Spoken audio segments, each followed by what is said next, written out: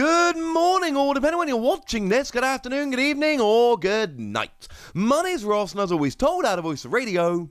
So today, we need to talk about some really lovely Pokemon news, including more products that are being put up for lottery over in Japan, and a really weird promo that I am genuinely thinking might have been a mistake. I know, right? Let's start there. You see, over the weekend, the lovely Antoine Boulet went and entered the Kyoto Champions League. It was a big tournament over in Japan, 1,300 players. It was actually won by Ice Rider Calyrex V Max. We talked about this just yesterday, I believe. If everything's right, then it was yesterday. But you see, at that tournament, there was a Victini V promo being given out. And at first glance, this isn't particularly weird. You see, yeah, sure, it's an alternate art of Victini. It's not the artwork that was on the Sword and Shield Victini, and it's not the artwork that was on the Victini from Battle Styles. It is a different Victini again, but it's still Victini. And we went, oh, hang on a second. It's from the V deck. There was that other Victini that was released in the V deck that was a reprint of the really nice one from Sword and Shield, which incidentally is, I mean, at this stage, pretty much inarguably the best Victini. I don't want to... Well, I don't really want to be hyperbolic here, but it's definitely the best Victini, and I don't think there's much of a counter-argument. It is a better one of them. So we looked at it and we went, oh, that's kind of cool. Japan's getting the alternate art that we got in the V Battle deck, and they're getting it stamped. Obviously, it was at a tournament. Stamped promos tend to come out at tournaments. So they get the stamped version of Victini, and that's really rather lovely, and everything is good. And wait a second, that's not right. Because if we put this Victini next to the promo Victini, those aren't the same attacks. The first attack, I don't care if you read Japanese or not, the first attack should not have any numbers next to it, and the second attack should have 30 times next to it, and in fact what we've got is the first attack has 10 plus, and the second attack has 120. So they are really very obviously, with no real wiggle room here, most definitely the wrong attacks. So what's going on? And of course, what you then do is you put it side by side with the Victini from Battle Styles, and you go, oh, it's the Victini from Battle Styles. It's clearly got the same attacks as the Victini from Battle Styles. Again, even if you don't read Japanese, it's got 10 plus on the first attack for 1 fire energy, and fire colorless 120 on the second, so they're either extremely similar, or it's the Victini from Battle Styles. And as a side note, let me spoil the surprise for you, it is definitely the Victini from Battle Styles. And at this stage, I need to turn around and go, what? Because that doesn't make any sense to me. This doesn't happen. I cannot think of a situation where this has happened. Now, don't get me wrong. Japan regularly has weird promos that we get. So, for instance, one of the coolest promos, or set of promos Japan has had recently, was a set of dragon promos. And essentially, these were to celebrate the fact that dragons were coming back. So what they did was they had a bunch of promos of dragon Pokemon, including Rayquaza. And I've got them all except Rayquaza because Rayquaza... I bought all of them other than Rayquaza, and I bought a sealed one-card booster pack for like less than half of what I would have paid for Rayquaza. Incidentally, the one-pack booster pack doesn't have Rayquaza in. You can shine a torch through them and find out really easily what's in them. Like, I knew you could. I didn't realise quite how easy it was. Incidentally, my booster pack's got Drampa in and I ain't opening it. But Japan got this weird Rayquaza promo, and it was an alternate artwork of the one that came around in Evolving Skies. It's in the V deck. It is the one from the V deck. Now, again, Japan has a stamped version. We just have a regular unstamped version. That's pretty standard. If Japan is giving it out in tournaments or promotions that are stamped, they'll have the stamped version, and we will get an unstamped version, but it's still the same card with the same artwork. We don't tend to get this. When these kind of promos happen, when they're alternate art promos, basically what happens is that Japan and us, we tend to get them in different ways, but they're the same card. And I honestly think, and I have no proof of this, I have no sources on this, I have nothing I can show you to back it up. So feel free to not believe me. But I genuinely think this was a mistake. I think they printed the wrong attacks on the Victini. You can imagine how it happens. There are 2 Victini, it's easily done. But we've got an alternate art of the Sword and Shield Victini, and Japan have got the artwork from the Sword and Shield Victini reprint with the Battle Stars attacks. I can't think of a situation where this has happened before.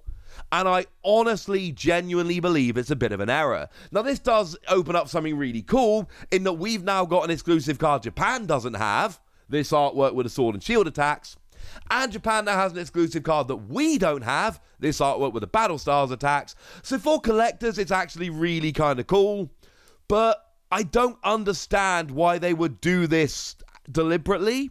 It is not the way Pokemon tend to deal with things. And I'm just going to come right out and say it. I think this is a misprint. I think it's a mistake. And you know what? I think it's even cooler that this happened. As a side note, at the same tournament, they also did give out Yamper with a Pokeball. That is just a reprint of the Yamper that we got very recently in Battle Styles. So it's not a... I still love it, incidentally. I still think it's a really good card. It's getting to the stage now where it's been out for so long and no one's played it that it is starting to look like I might be wrong, which makes me really sad. But I just really love the way, you play it from your hand to your bench, and you may put a Pokeball, a Great Ball, or one of each from your discard pile into your hand, and it works with Super Scoop Up. I don't know, I really like it. But it is starting to look like I am in the minority here, and that's absolutely fine. Hey-ho.